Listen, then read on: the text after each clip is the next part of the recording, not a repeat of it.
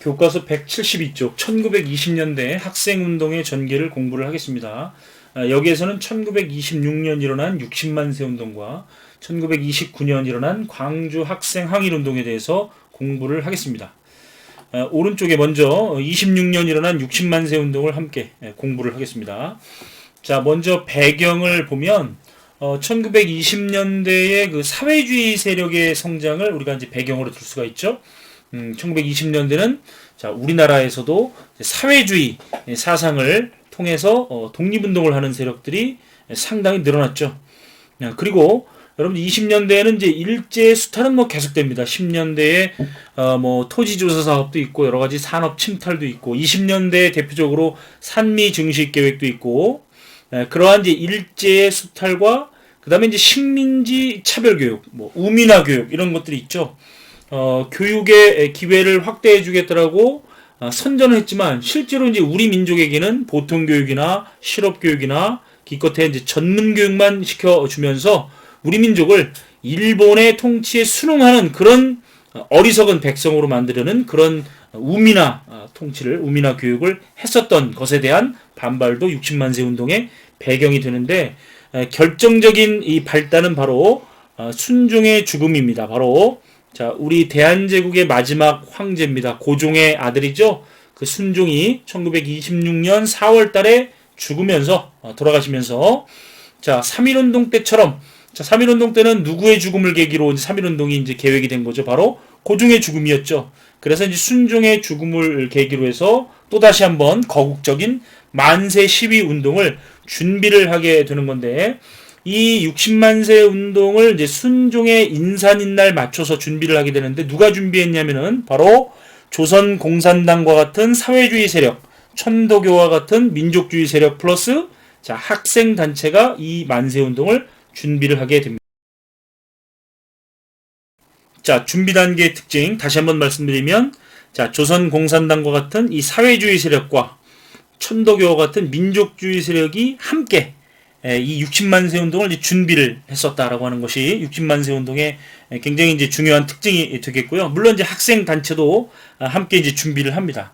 그런데 시위 준비 과정에서 요 천도교 측에서 경문을 인쇄하기로 했는데 요게 이제 사전에 이제 발각돼 가지고 일본 경찰에 압수가 됐고 이 조선 공산당 간부들도 이제 이 체포됩니다. 그래서 요 조선 공산당 세력과 천도교 세력은 이제 사전에 발각이 되지만 요 조선 학생 과학 연구회라고 하는 그 단체를 중심으로 하는 그 학생들은 학생 조직은 이제 발각되지가 않았죠.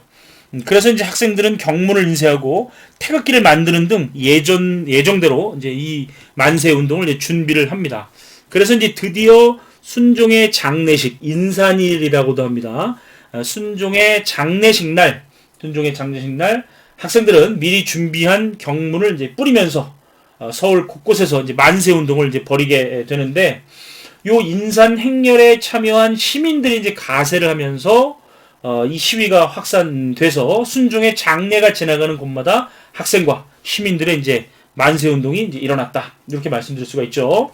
자, 그런데 결과적으로 이 60만 세 운동은 3.1운동과 다른 점이 뭐냐면 3.1운동은 전국적으로 확산이 되었었죠.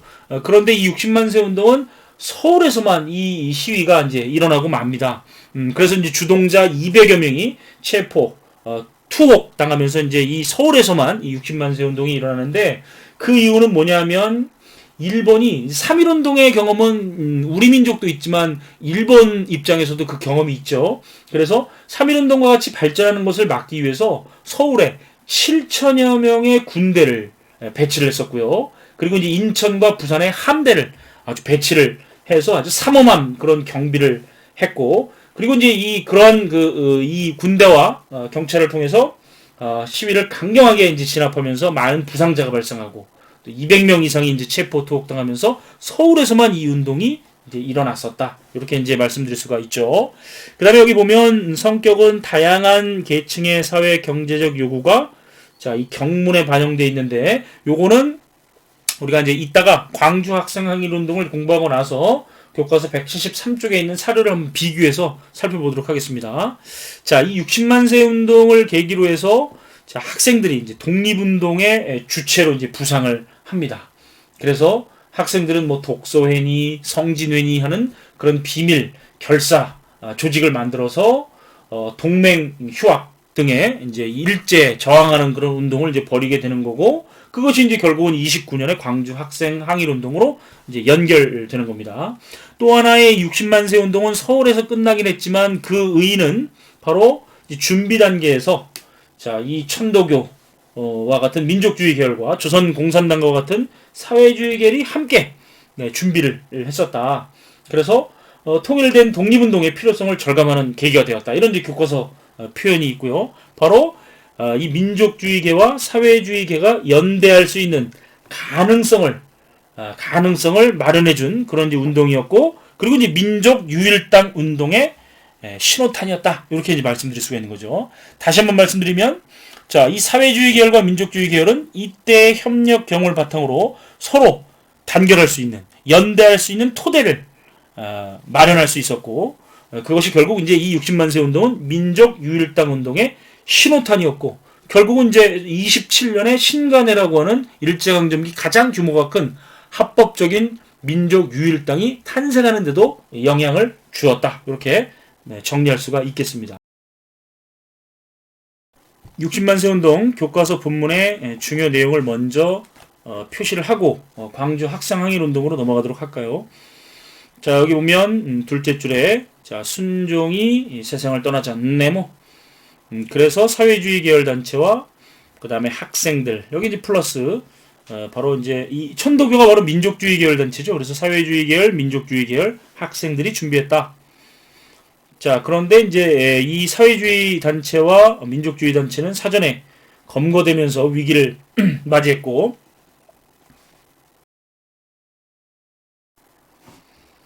자, 일제가 시위를 강경하게 진압하면서 많은 부상자가 발생했고 200명 이상이 검거되었다. 자, 이 60만 세 운동의 의의는 자, 여기 네모를 좀 치겠습니다. 준비 과정에서 천도교 등 민족주의 계열과 조선공산당 등 사회주의 계열이 함께 참여하여 통일된 독립운동의 필요성을 절감하는 계기, 네모를 치겠습니다. 자, 그리고 이후 민족유일당 운동이 추진되는데 영향, 밑줄, 자, 민족유일당 운동의 신호탄이었다. 그래서 결과적으로 27년에 민족유일당인 신간회가 탄생을 하죠. 자, 다음으로 교과서 173쪽으로 넘어가겠습니다. 자, 1929년에 일어난 광주 학생 항일운동을 공부를 하는데 오른쪽에 선생님이 특급 필기를 해놨습니다. 이걸 보면서 공부를 하겠습니다. 자, 광주 학생 항일운동의 배경은 식민지 차별교육이다. 자, 이것은 이제 60만 세 운동의 배경과도 이제 같죠. 1920년대 이제 이른바 문화통치를 표방하면서 이제 교육의 기회를 확대해 주겠다라고 이제 하면서 선전을 했는데, 실제적으로는 이제 이 우민화 교육 정책이었죠. 그래서 실제로는 이제 이 지금의 초등학교에 해당되는 보통학교의 수는 좀 늘어나긴 늘어나는데, 대학 교육은 거의 받을 수가 없고요. 고등학교에 해당되는 학교의 이름은 뭐 고등보통학교, 뭐 여자 고등보통학교, 이런 이제 이 뭐 고보, 여고보, 이게 이제 이 오늘날에 이제 고등학교에 해당되는 거고, 일본인들이 다니는 고등학교는 중학교라고 이제 명칭이 붙어 있었습니다. 그런데 이제 그러한 이제 학교를 다니기 위해서도 그 학교가 이제 부족하니까 주변에 있는 이 농촌 지역에서 거주하고 있는 학생들은 이제 이 광주와 같은 도시로 기차 통학을 할 수밖에 없었던 거죠. 자, 그리고 이제 또 하나의 배경은 60만 세 운동 이후에 자, 이 학생이 독립운동의 주체로 이제 부상하면서 학생운동이 확대됐었다고 이제 앞에서 말씀드렸죠. 그래서 독서회니, 뭐 성진회니, 이런 이제 비밀 학생 조직이 결성이 돼서 이제 이 동맹 휴학을 이제 주도를 하게 되는 거고, 특히 이제 이 전라도 광주 지역에서는 바로 이제 이 독서회 중앙본부와 같은 그런 이제 비밀 결사 조직이 활성화되어 있었다. 이렇게 이제 볼 수가 있는 거죠.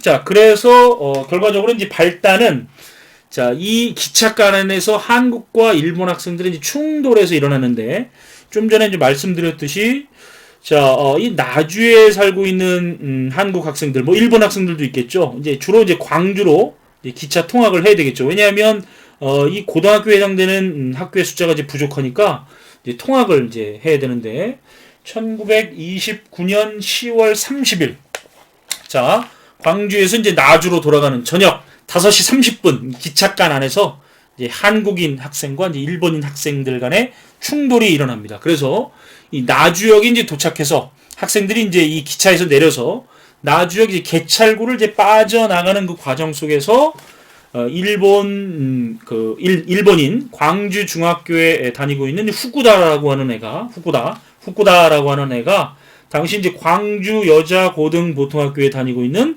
박기옥이라고 하는 한국 여학생이 있습니다. 이 여학생의 댕기머리를 댕기고 아마 치마를 좀 둘쳤던 것 같습니다. 이게 성희롱을 했던 거죠. 그러자 이제 이 광경을 보고 있었던 광주 고등보통학교에 다니고 있었던 박준채라고 하는 사람이 있습니다. 바로 지금 요 사진에 이 보이는 이분이 바로 이제 이 박준채라고 하는 분인데요. 이 박준채가 이제 일본 놈인 후쿠다한테 가갖고 야, 왜 우리 누이 이게 이제 박기옥의 사촌 남동생이었거든요. 왜 우리 누이를 네가 왜 성희롱을 하느냐 이렇게 이제 따지니까 후쿠다가 이제 이 박준재한테 일본말로 뭐라고 하면서 마지막에는 이제 이 센징 바로 이제 조센진 하면서 센진이라는 말을 남겼죠. 여러분들 이 일본 놈들이 우리 식민지 조선인을 무시하는 말이 바로 조선인의 일본 발음인 조센진이죠.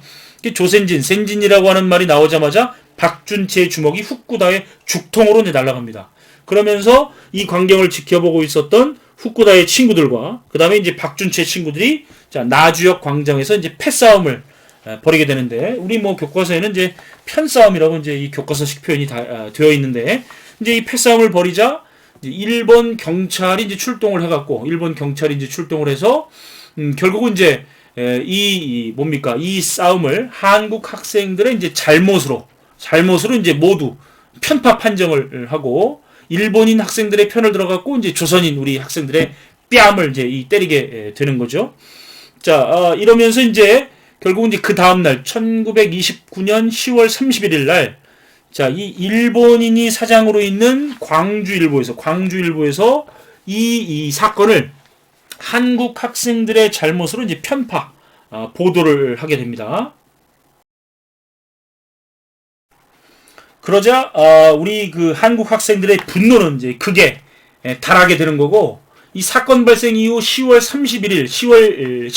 1일까지 연달아 조선인 학생들과 이제 일본인 학생들이 충돌을 이제 하게 되는데 이 분노한 이 조선인 학생들이 이제 11월 3일 바로 이제 이 메이지 유신을 기념하는 메이지 유신 기념일 명치절이죠. 이 명치절 행사에서 이제 이 한국 학생들은 이제 침묵 시위를 하고 이 기념식이 끝난 다음에 한국 학생들의 편파 보도를 했던 광주일보에 쳐들어가서 그 인쇄기 윤전기라고 합니다. 윤전기에 모래를 확 뿌려버립니다. 그리고 이제 또 다른 학생들은 이제 시내를 지나가다가 이 일본 광주 중학교 학생들과 이제 충돌을 이제 하게 되고 자 이런 과정 속에서 자 광주 중학교 학생 한 명이 광주 고등보통학교 학생을 이제 칼로 찌르는 이런 이제 사건을 계기로 해서 이 사태가 이제 이 11월 3일 날 이제 어마어마하게 이제 이 커지게 되는 겁니다. 그래서 11월 3일 날 학생들은 이러한 이제 이 분노가 이제 폭발해서 광주 지역의 이제 여러 학교, 뭐 광주 고등보통학교, 광주 농업학교, 광주 여자 고등보통학교 이런 학교와 연합해서 대규모 이제 가두 시위를 이제 전개를 하게 되는 거죠. 당시 이제 광주 시민들은 이제 이 배고플 때 먹으라고 호떡을 구워주기도 하고, 자 필요할 때 쓰라고 강목을 이제 주기도 했다고 합니다.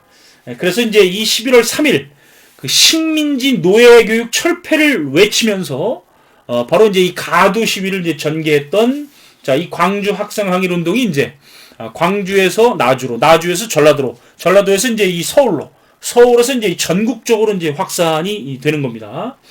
자, 이 광주 학생 항일 운동은 이제 결과적으로 자 194개 학교 54,000여 명이 참가한 자 일제강점기 3.1운동 이후에 최대 규모의 그 민족운동이다.